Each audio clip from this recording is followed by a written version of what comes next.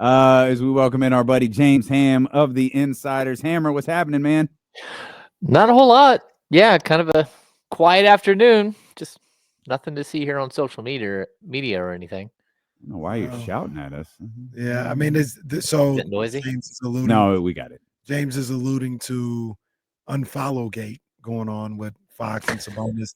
I mean, I don't think it's that big of a deal, but I did realize like, oh, people are gonna feel some type of way about this, even if we don't. Mm-hmm. And clearly, and we very much do not. For the record, we very much do not. Yeah, but people clearly do. The thing that I've continued to say is, you have your reasons for doing it. Like you don't just do it without a reason. De'Aaron said his reason he didn't want to see King stuff on his timeline. I guess specifically Sabonis King stuff, because I don't know if he's unfollowed all the Kings, but well, they said he still follows Vivek. It's all right. Specifically, you don't want to see Sabonis celebrate. Got to keep up with the latest dance moves. I don't know what you're talking about, Damian. Or routes. Routes. Yeah. You got to keep up with the routes. Let's see. Let's see what Swiper's doing. So, I mean, they saying he follows Monk. That's his boy though, and he follows Keegan. That's also his boy. He follows Doug, who I don't know if Doug has ever posted. Doug is pre PBR James Ham. Like, he doesn't really post anything. So I mean, there we go. I guess the streets are saying, I guess the Sabonis was the only one he unfollowed. So, but I mean, all right. It doesn't matter. It just doesn't matter. Yeah, I don't think it matters either. I'm just like so ready to move on from that whole entire situation. And like that's always my focus is on the basketball. Like when we're in it, we're, in the weeds, like trying to figure out what's happening and trying to track the whole story. That's one thing. But once it's over and done with and a player isn't here anymore, you watch him from afar. When he comes to town, you'll say hello to him. But outside of that, like I don't want to, I don't like getting into the whole social media thing and everything else that he said, she said after the fact. And hopefully it cools down. Hopefully it kind of blows over, but just kind of a weird sort of like secondary situation that, to be honest with you, is only going to play out negatively for De'Aaron Fox when they roll through town next month. Because it's not going to negatively affect Domantas Sabonis in any way, shape, or form with the fans. He's still here. De'Aaron's not. And it feels a little weird and spilt milk stuff. The one thing I will say is we're from a different culture, as Mike Tyson would say, where we don't get caught up in all that stuff. But this generation, that is a form of them getting whatever point they have across. Mm-hmm. And while it's nothing to us, that could be a form of him saying whatever it means. He said he didn't want to see no more King stuff. That's what he said on there. But he's following other Kings. Mm-hmm. So it's past. It has. I don't know if Fox is doing this way, but in this generation, it is one of their little passive aggressive tactics to show their displeasure with somebody. Mm-hmm. And I know once again, I know we don't really care about, but that is news in this city right now. Like if Fox has got a problem with Sabonis, that's people are going to be talking about that. Mm-hmm. So that's all. Yeah. Well, I just hope that they just let it cool down and they don't fight fire with fire, because there's too much to this story. Oh, not me. I hope Domas cusses his ass out tonight. I think that'd be awesome. They said Sabonis unfollowed him. Oh, love it. Afterwards, love after everything happened. I hope he calls him a snake in the post game. Like I just hey, what do we always say? Life is better when you look through it through the prism of what? Pro wrestling. Professional wrestling. Yep. To the little snake in San Antonio. Yeah, hey, keep the party going. I'm all with. Oh, it's good to get the snakes out of the locker room. The Golden One Center had a snake problem. I just like whatever. I'm all for this. And now we've got a better snake problem. We got a snake solution. Jake the snake. Damn right. Snake and a mongoose.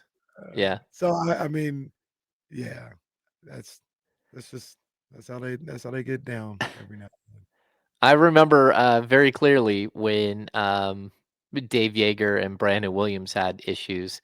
Dave Yeager said, like, very clearly, he said, I talked to my dad this morning, and he said something like, "Son, you got a cobra in there. You got to be a mongoose." And it's like, "Oh, okay. Mm. Like, go be the mongoose right now." It's like, "Oh, all right." And that's what happened. Like, they just went at it. It was like, wow, okay, this They is both didn't make it, and nobody won. Every- Team wasn't no good. They both didn't make it. How did that work out? Yeah, that is I think that story is the most Sacramento Kings story ever. The Oh, that coach whole hated story's wild. the assistant general GM? manager. Yeah, I guess. Yeah, assistant GM. Amazing. Wild. Amazing. And once Yeah. again, nobody won. Nope, everyone lost. Everyone lost. Sacramento, where bad basketball is always interesting. Well, Yeah, I wonder if Charlotte Hornets basketball is interesting. Like Nope. I said, they haven't Good really question. done anything in 30 years. But Mhm. yeah, Not since like Michael Jordan slapped like Malik upside the head or whatever that was. Like, I don't think it's been interesting since then. Just to be clear, Mike, that was not okay. No, You had No. to do that. Come on, Mike. you got to be fair to Mike. He didn't know the cameras were on. You should That's assume. this Michael Jeffrey Jordan. The cameras are always going to be on. Yeah, That's he's on right. the bench. He's on the They're bench. always I don't on. even remember. What did Malik do? I think Does he anyone got, remember? he got something to get a technical, like when they were trying to close the game out. Oh, okay. Didn't Oh. deserve that. But, No. Well, and also to be fair, it's not like Mike just mollywopped him across the head. He just gave him a little tap. Like, come on, big dog. Yeah, he did. He did. But it's Jordan, so it has a different connotation to it. Hammer, how do you? We've spent probably too much time today trying to figure out like exactly what the Sacramento Kings are right now. They've won a couple of games in a row. The wins haven't, they're not high on style points. Like the BCS would not be rewarding the Sacramento Kings with a high rating here. But like, what do you think about this post De'Aaron Fox squad headed into 2 games against a bad basketball team right before the All-Star break? Yeah, I mean, I always look, we look at advanced statistics as like predictors, right? So I remember telling you guys 2 years ago that I was looking at, all of the advanced statistics with offensive rating, defensive rating, net rating, but a whole bunch of other stats. And the Kings were way better than their advanced stats were saying, right? And then all of a sudden they started to take off and they started to match what the numbers were saying the whole time. Right now, the advanced statistics say this is a horrible basketball team. Dreadful. One of the worst 5 basketball teams in the league. And you go to the last 10 games, you go to the last 15 games, this thing has gone off the rails, and they've won some games, but they've won some games that probably they shouldn't have. And then they've lost some games in like embarrassingly bad fashion. But they're also a team that's going through like a severe trauma. And, as a basketball team, they're trying to fight through and figure out who they are after like a major upheaval in the roster. And we don't know what that's going to look like on the other side yet. They haven't even had, real practice time to sort of set this thing straight and give themselves an opportunity to get their legs underneath them. But for right now, like the advanced statistics are predicting that this is not going to be a great, final 29 games for this team. That doesn't mean that they can't turn things around, that they can't figure out ways to be better than they have been. But I definitely, like, if you're looking for predictors, like they have to figure out how to play defense. They're not good at all defensively. Their defensive rating in the last 10 games is like almost 121 points per 100 possession. I mean, that's just not okay.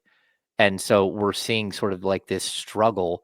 But again, I think a little bit of it is, switching out your best player.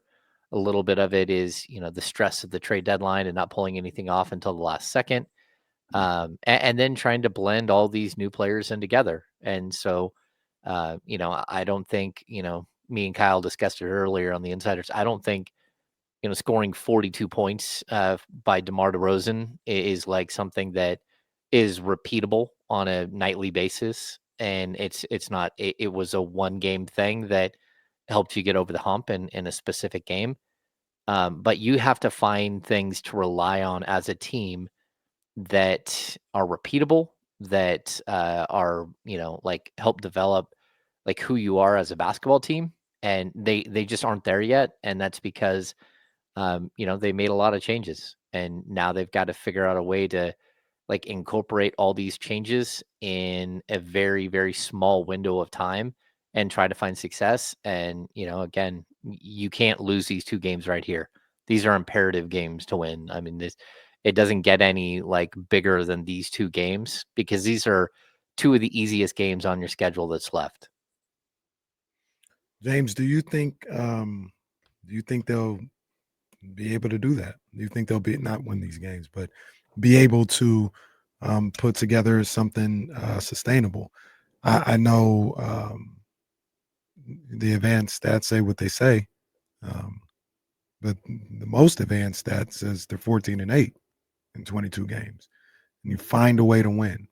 You find a way to win. That's the thing I want to be the most sustainable in, finding a way to win. And I think James froze. Yeah, no. James just thinks you're an idiot. That's what he thinks. James thinks it's so ridiculous, he's just going to stare a hole through you. I'm back. You are back. Yeah, but finding a way to win. I think that's their. I think that right now, at least, is their defining trait. I think it's a tough team. I think it's a team that when their back is against the wall, they've answered the bell, and I think that's one of the things that they're going to lean on moving forward for the second half of the season. Yeah, I mean, look, the problem is that it's not really the second half, right? We always talk about this, that, they've got 29 games left right now. And by the time they get done with the next two, you're down to like a sprint, the final 27 games of the season. I'm not saying that this is impossible and that they have no chance of making the playoffs or the play-in or anything like that. I just think it's going to be really tough to define who you are in a very small window of time. And it's possible. And I think getting some practice time and the 2 or 3 days coming out of the All-Star break is big. I think that's where, some of these guys will probably stick around Sacramento and get in the gym and talk to coaches and sit here and try to work out some of the kinks of how they, like where they like the ball passed to them and how they like screen sets and all that stuff. But at the end of the day, like you've got a very, very small window to figure everything out. And, again, the Kings have switched out 3 of their top 8 players, and one of those was their number 1 player. And that's a tough thing to handle in the middle of the season. And it would be a tough thing for Phil Jackson or Greg Popovich. And it's an even tougher thing for a rookie head coach who took over a team, 25 days ago or 30 days ago or a month ago, whatever it is. Yeah. So like, look, I don't think that, that this thing is over by any means, but I do think that they're now like up against, the 8 ball, and they've got to figure out a way to win basketball games like what we talked about, Kenny. And I don't care how they win as long as they're winning.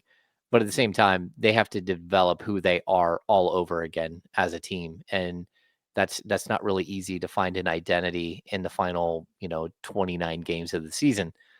We've seen it happen here in Sacramento. We saw it 2 years ago where they came out of the All-Star break and were one of the best teams in basketball.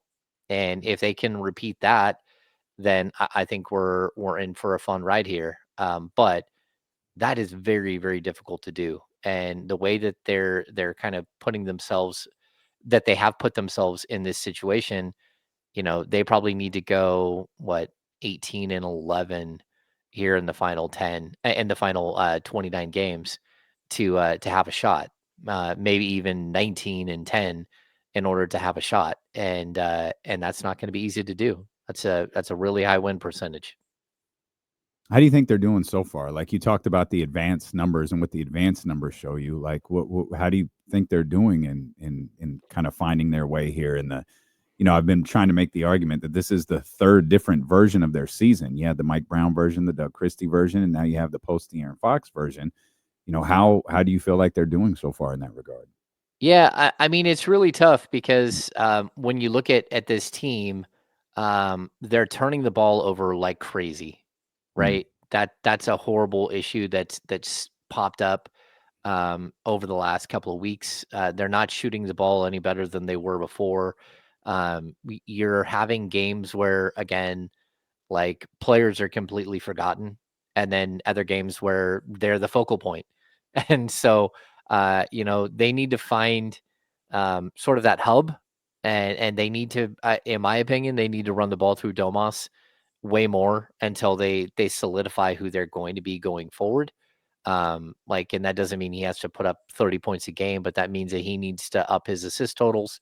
He needs to be sort of like the rock that they have to sort of solidify who they can be and play off of him the whole time, and hopefully develop some good habits off of that. But again, this team is like just turning the ball over left and right. They've had a couple of 20 turnover games here in the last week.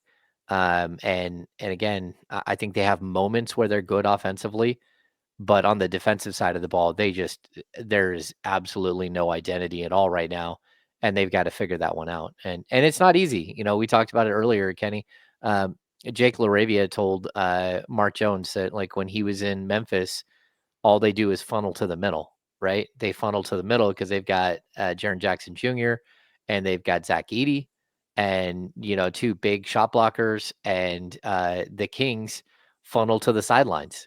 And so you have guys that are going out there, and whether they know what to do or not, um, like, just the basic tenets of who they have been as a basketball player for the last 2 or 3 years are now completely different, and they've got to figure those things out on the fly without hurting their team too much. And where these show up is fouls on your big men.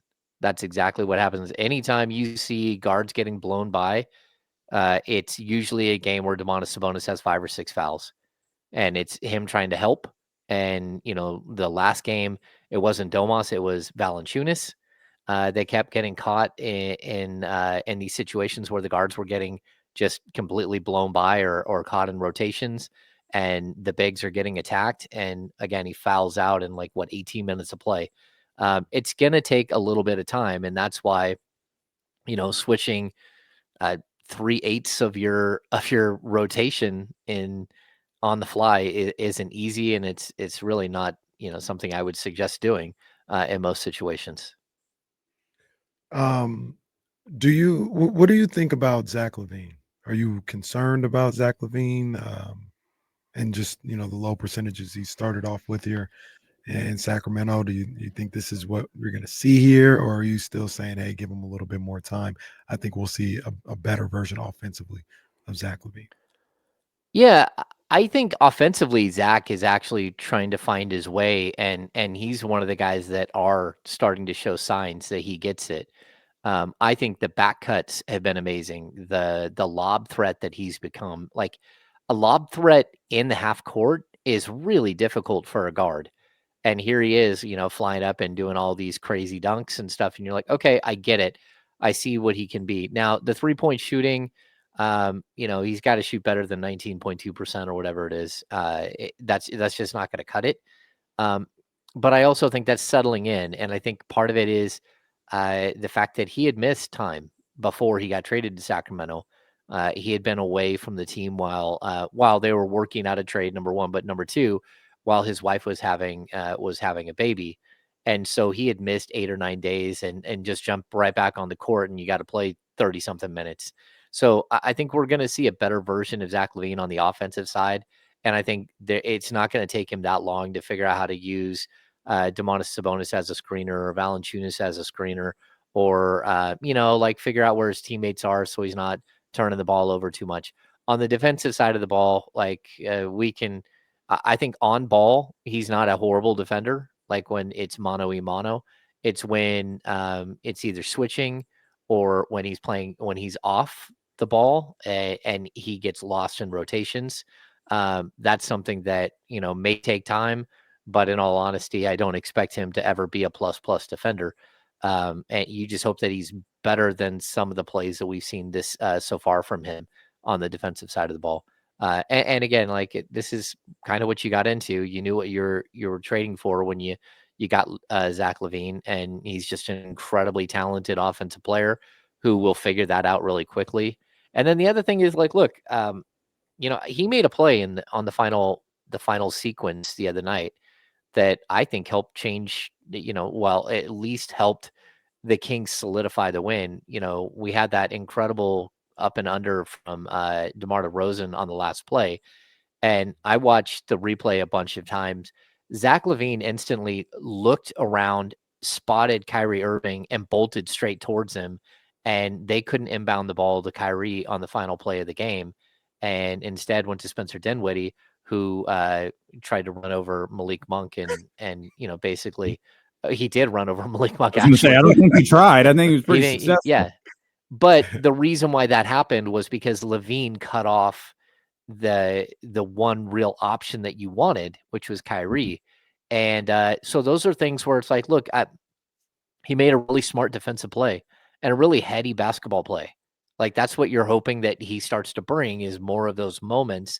But you also have to understand that, like, when you see, I'm sure you guys have seen videos of like the Olay defense when a guy got around one of their players and then he just kind of like fanned him right through and let him go right to the basket. Or like he looked away one time and somebody back cut him for a wide open look. Like those are just the types of plays that you're going to have to live with because, of what he brings on the offensive end. And again, I think when the ball's in front of him, he's not a horrible defender. Like he can hold his own in man-on-man defense. But as far as switching, as far as like all of the other defenses that schemes, the zones that the Kings have been playing, that's where I think he does get lost, and you're going to have to figure out ways around that. And you're going to have to get on the practice court. And, that's for me, that's the biggest thing. You need him on the practice court. But it all has to be offset, Hammer, with the way he's playing offensively. No, like you don't want him to be he's had moments where he struggled a little bit on the offensive end. Particularly, you go back to that Dallas game, like now you could look at this in two different ways. DeMar having the game that he had in the fourth quarter, Malik having the game that he had in the overtime. But Zack LaVine wasn't there, at least on the offensive end. He wasn't there. And if you're going to have plays like that on the defensive end, you want it to be offset by what he's doing on the offensive end. You can't have essentially a 0-0 on each side. Yeah, if he's not going to be locked in defensively and he's not scoring, then Keon Ellis is going to take his job. I mean, that's just, he's going to take his minutes, especially when some of your other guys are locked in. And I would say too that the Dallas game is just a weird game, right? Because Keegan Murray didn't shoot the ball at all in the first half. He didn't have a single shot attempt. Then he goes for 11 in the third quarter. We saw, DeMar DeRozan have 21 in the first half. I'm like, oh man, that's a huge. And then he backs it up with another 21 in the second half and overtime. And so like that game just had a weird flow where it was like specific guys taking over. And I thought LaVine was really good in the second quarter. And that's when he started getting those lobs and those back cuts and some of those other plays. He had the one 3-pointer he took, the one that he hit, I think was in the third.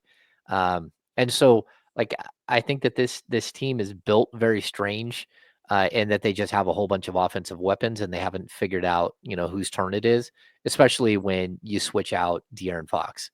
And I mean, that's just a dramatic shift in everything. Nobody gets the paint touches that De'Aaron Fox gets. Nobody breaks down the defense like De'Aaron Fox does. Malik Monk is better than Fox in the pick and roll.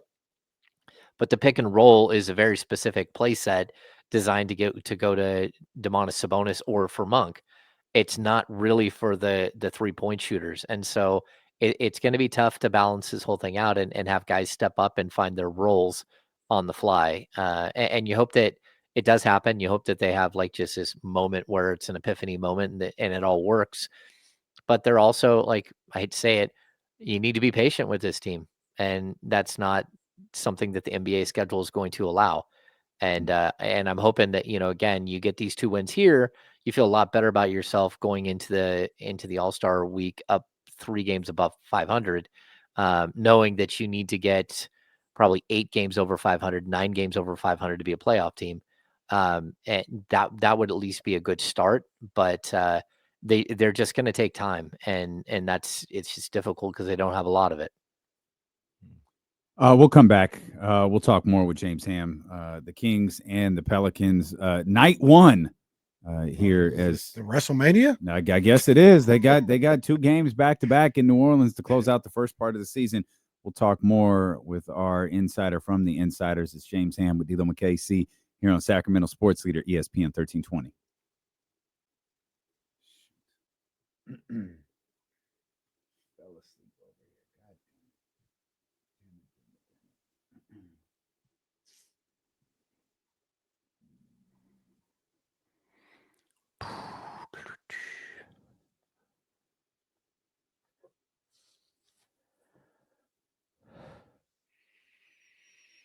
Oh, brother.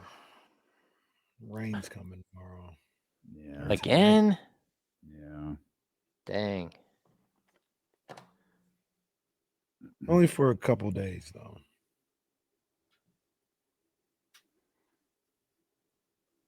Oh, dang. When I come back, let me hit that prize picks. Mm-hmm. I agree with this tall Chinese guy. Fox it's not that he's not good. He's just not great at the pick and roll. Like, he's a solid pick and roll. What's that? We call him TCG. I was calling him by his proper name. Thank you very much, Kenny. Yeah, TCG is good enough for me. Don't want no problems. I've met TCG. He is tall. Mm-hmm. Yeah, in fact. TCG, what you about 6'6"? 6'7"? What Stephen Brown thinks he is. Man, that's twice. My bad, Stephen. Yo, this your new op, Stephen Brown. Come on, man. Stephen, I'm just playing. It's peer pressure. I know Stephen Brown 6'6", 270. Well, 6'5", 270. 5'6", 270. Oof. Wow. Hey, this was like, it feels like 3 months ago. It's not the same team. And I know Fox missed a couple of those games, but this isn't the same team. I mean, you can make the argument that in some ways they could be a better team, but just not on the fly like that. And I think having a guy like DeMar that can just go, okay, hey, I'm just going to score in bunches, is probably what this team needs right now, just to keep them afloat while they're trying to figure out how to play.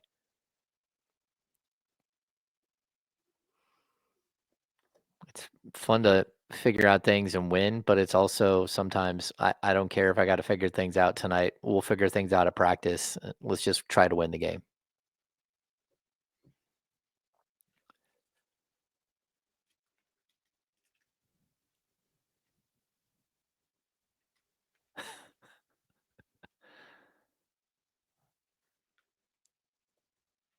TCG and Yao Ming stole all the height from the rest of. Yeah, there you go, Mark. Don't forget Yao. He stole some of the height too.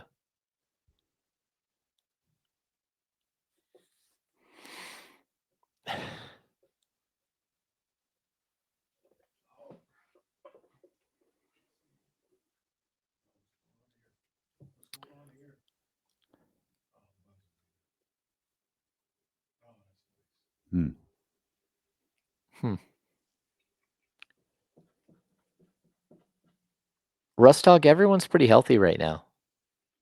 Like, there isn't a bunch of nagging it. I did see Sabonis grab his back in the last game. That was a little scary.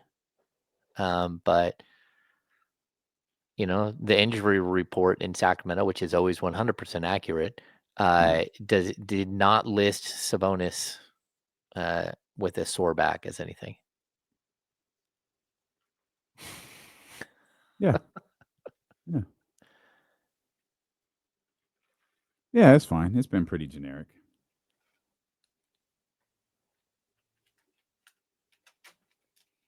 It's been pretty generic. Scooter, I'm going to say he's just trying to do too much. He knows what's going on and what his team needs him, and I think he's trying to do too much. All right, we're coming back, Hammer. Cool. James, let's take that question actually that you just answered there in the. Oh, I'm sorry. Real quick. Yeah, real because quick. you just said this to me, and I'm just completely ignoring you. It's fine. Real No, to hell quick. with what I you got- want. I got to make sure that people know about that beam money. They know Prize about Picks Prize more or less on Picks. D-Lo paying attention to what his co-host is saying. Take the less every time. I just got to make sure everybody knows, man. Beam money is going to be up soon on all the socials. King KC _916. Yeah, couldn't You get know what I him to mean? change it. And I don't have the lineup yet. But I do know that Malik Monk's more or less 3-pointers made. I'm going more. I'll tell you that right now.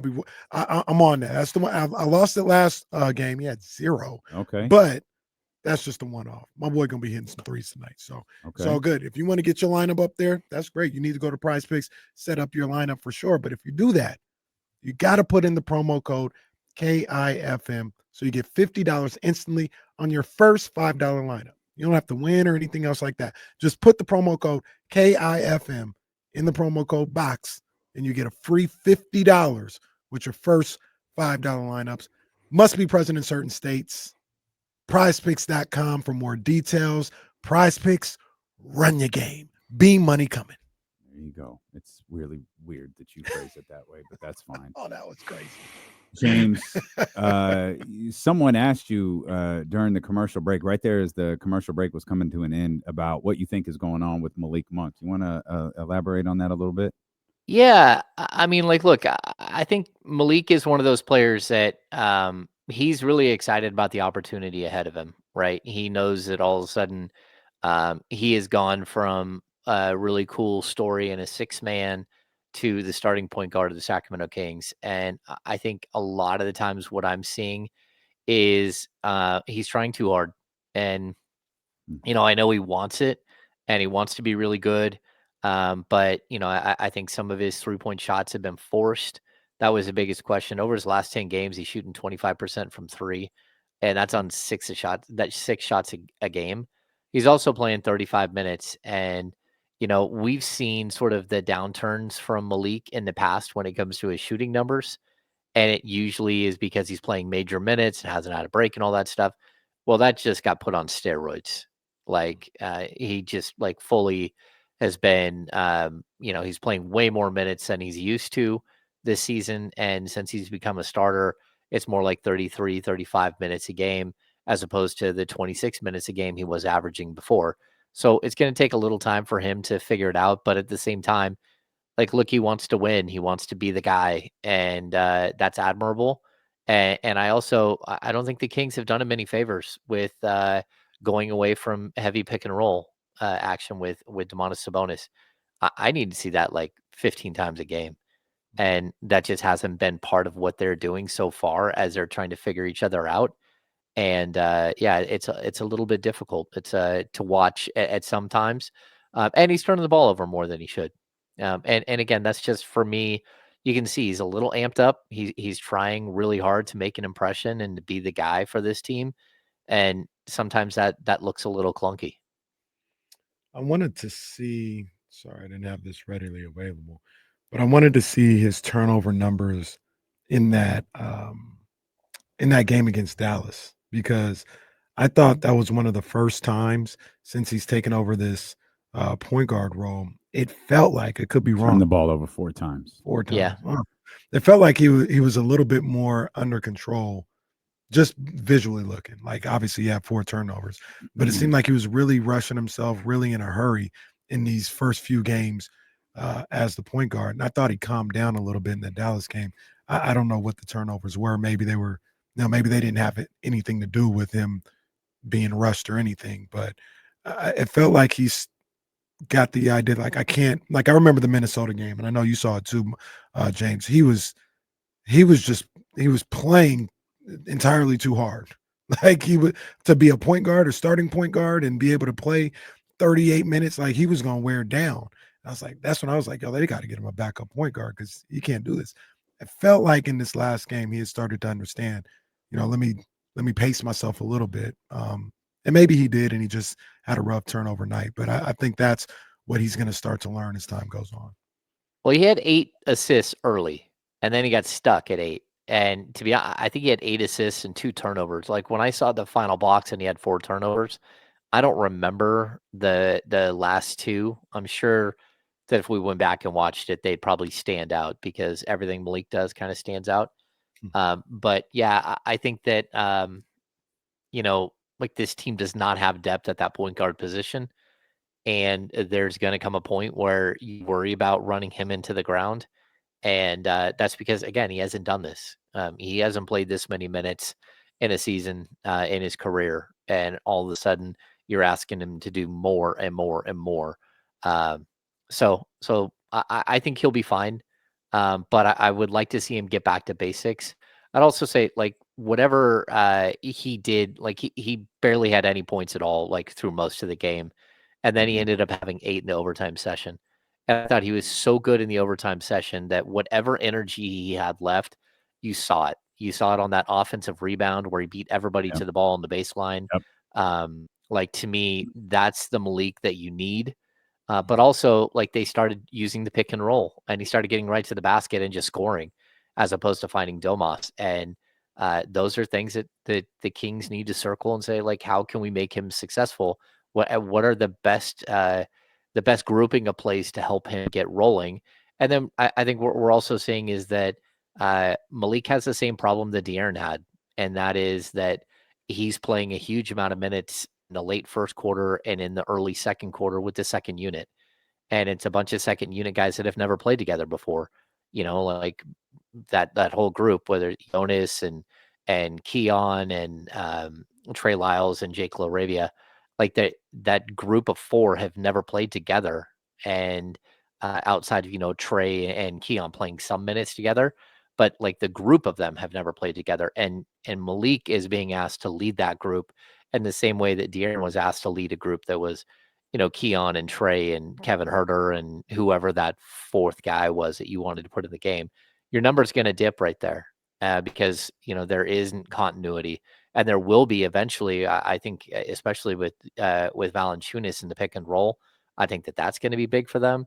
But also, I think that they've got shooters in that lineup that can really help Malik and sort of space the floor and let him do a lot of work. I'm hoping that he takes on that role of leader in that second group and find something that Fox really, couldn't find. And that's because, to be honest with you, Fox was playing with a couple of guys that weren't playing to NBA standards. The 2 turnovers from Malik, one was the Kyrie Irving play that got reversed. It was a foul call at first, and then they got reversed. And the other one was late in regulation. Tried like under a minute to go, tried to get the ball to Domas. Kyrie Irving steps in, steals the ball. Those 2 plays, you don't ever want him to turn it over, but those are. I think he was fine as far as like handling the ball and turning it over. The number, like, you don't want to see him with 4 turnovers, but those 2 are understandable moments, I think. Yeah, I think so too. And like, look, Dallas was forced to go small because like their 4 best centers are all out, right? So Lively and AD and Gafford got hurt in that game, and Dwight Powell didn't play at all. So when you go small, I know everybody just wants Domas to like dominate the post because, hey, there's no one big enough to go in there and stop you. But that's not always the case. Number one, like Dallas has a bunch of 6'7", 6'8" guys that are roaming around. They're collapsing defense. Smaller players are faster players. They, again, they're able to be more flexible and quicker to react. And I think that that's why I saw a lot, because it wasn't just Monk that had turnovers on the entry passes. Remember the 2 egregious turnovers by Keon Ellis, where he was trying to hit the guy in the post, and Dallas was just all over the entry passes. And part of that's just because they were playing small and were kind of in scramble mode the whole time, and that happens. And so I think some of the reason why the Kings had 20 turnovers in that game was because they were playing against a team that was totally undersized and not only that, but totally banged up and injured. What do you think? I don't know if we had an opportunity to discuss this, or at least the opportunity to discuss it in depth. What did you think about the big boy lineup the other night with we discussed the possibilities of it happening, and we finally saw it with Valanciunas and Sabonis on the floor together. Yeah, Valanciunas looked like if you go see like a 5th grade basketball game, and there's one kid who's partially gone through puberty and is like 5'7", and everybody else is still like trying to get to 4 foot tall. He was just like rebounding the ball over the top of everybody and scoring, and I thought it was super fun to watch. I think that there's a place for it, but it's not going to be every night that you're going to see that. And I think Valanciunas very quickly. I think everybody who watches a Kings game just now realizes how bad the Kings needed a backup center and how much he brings to the floor. And I think the fact that we're looking at a guy who's played 30 minutes a game for most of his career, but all of a sudden he's being asked to play 12 to 18 minutes, even as opposed to the like 22 minutes, 21 minutes he was playing in Washington. He's just coming in and saying, "Hey, look, this is all I'm going to get to play, and I'm going to play as hard as I can for that entire stint." And that means he's probably going to get some fouls. He's probably going to make a mistake here and there, but at the same time, like the rebounding has been off the charts. His ability to like grab the ball off the offensive rebound and score in the post, spectacular. Like all of these things you're looking at. I don't want him feeling like he's got to shoot a bunch of like mid-range jump shots or that he needs to take people off the dribble, because we've seen a little bit of that. But if you just like play within yourself and the basics of being a tremendously huge human being on an NBA basketball court, he should have a ton of success for this team. And then when you pair him with Domas, I think the games where we're really going to see this help out the Kings is if a game like tonight, like if Zion is playing, which who knows if he's playing or not, he's questionable at this point. But Eve Misi is a big kid, and they also have the other kid, I can't even Mikovic or something like that. Like those guys, they're big dudes. And I think that the combination of Sabonis and Jonas Valanciunas, they might be able to wall off Zion from getting to his left hand and getting to the basket. I don't know that that's going to happen because number one, I don't know if Zion's going to play, but also I don't know if anyone can stop him when he's getting downhill. But I think that might give the Kings one of their best opportunities just to run sheer size at Zion and see what happens. Yeah, Zion's still questionable. Bruce Brown is available to make his Pelicans debut tonight. No, That's the guy that's going to have about 15. I'm just saying right now, he's going to have 15 on the Kings. okay. I've seen this story before. Yeah.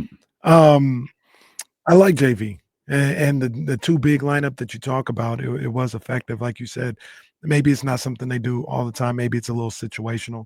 But I talked about it the other day. I like how Doug Christie said, "I'm going to try it, and I'm not going to overreact to one or two plays. I'm going to give it a real honest shot to see if we can use it on a consistent basis." And it worked for him. It worked for him the other night. And even if you're going up against two bigs, or if they're trying to go small, you can combat that. I think the IQ of JV and Domantas Sabonis will help you mitigate whatever downfalls they may have as far as matchup problems or something like that. Those are two high IQ players out there, and I think you can get away from it or get away with it from time to time, maybe 3-4 minutes a half.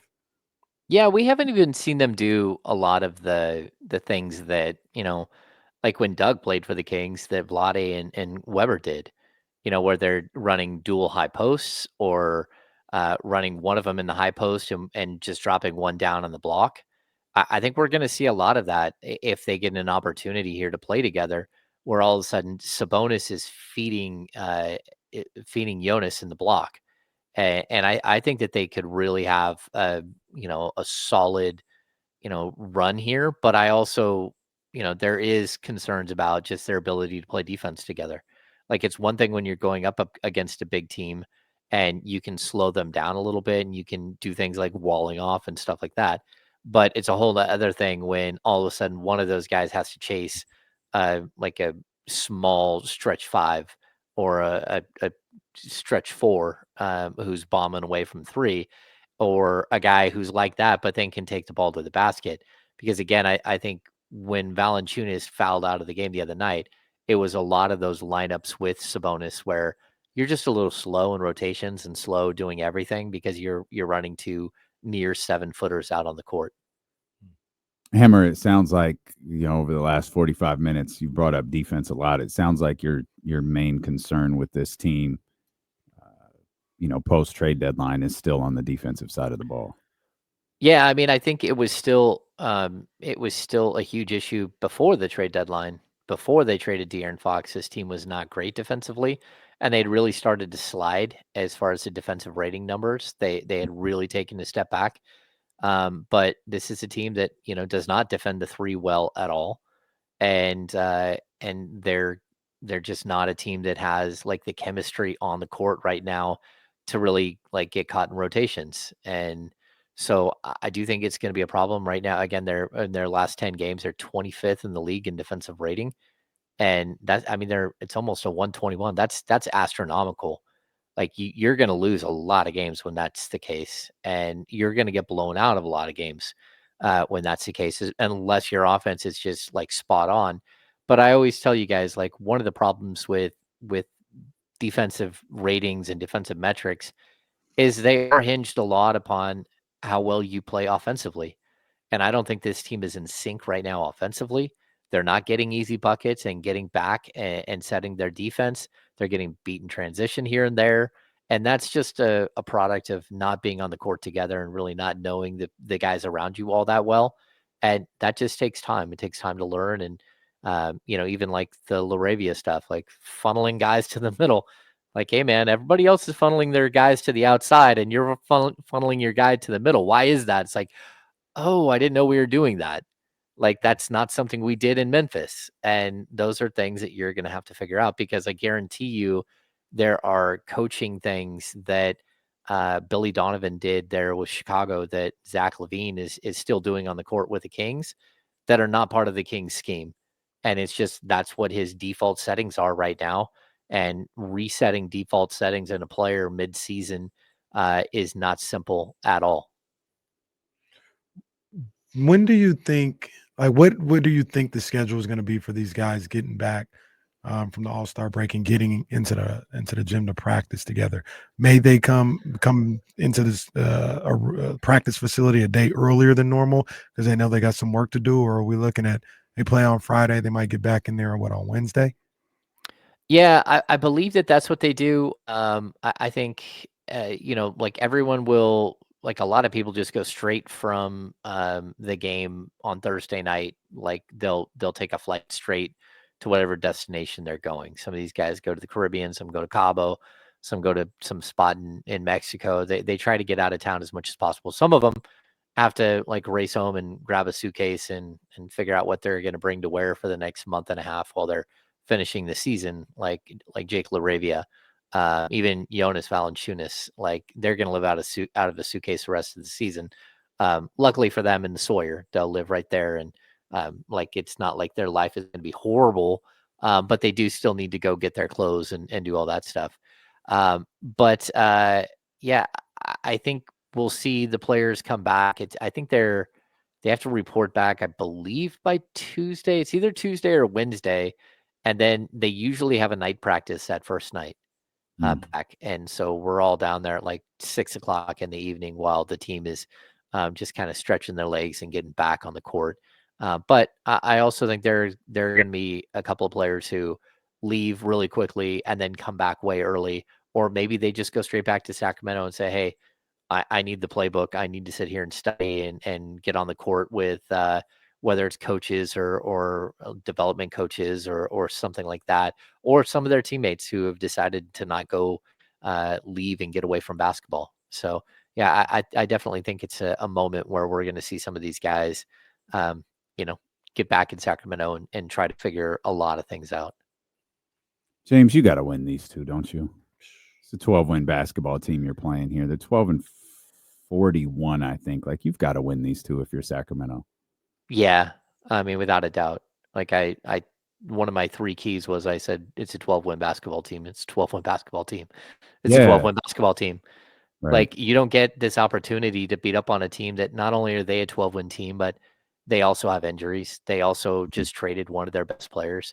Herb Jones is out for the season. Like this is a beat up team too. And it's a beat up team that, didn't even really have any depth at center. And now they have even less depth. I believe they had to waive Daniel Tice, like as part of one of their transactions. And so like, they just don't have either that or they traded him. Like they just don't have any depth in the post. And so you should be attacking this team, especially Yves Missi. I mean, he's a young kid, 21st pick in the draft. Like he really doesn't know what he's doing out there. He's playing everything by instincts at this point. And Sabonis is just taking his lunch money a couple of times. Like go get him in foul trouble, because if once he's out of the game, like they have a really difficult time scoring in the post outside of Zion going to his left the whole time. Yeah, you got to win these games, and that means that you're going to need a lot of Keon Ellis defending CJ McCollum. You're going to need to figure out a way to slow down Trey Murphy, who's playing really well. And, but that's what you signed up for. There is no, for this Kings team, there is no like getaway game here. You can't let off the gas. You got to go all the way through and try to get to 3 games over 500 heading into the break.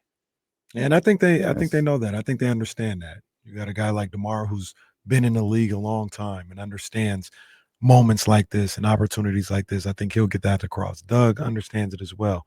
He'll get that across. And Sabonis, he always seems to have a sense of urgency, just to his game and to winning on a consistent basis. So I'd be surprised. I'm with you guys. They gotta win. They have to win. But I'd be surprised if you saw a lackluster effort tonight. I think they'll be locked in for these next 2 games. Yeah, and you hope that the Pelicans, because of their drama and everything surrounding them, that they're kind of checked out. I mean, they know where they are in the standings.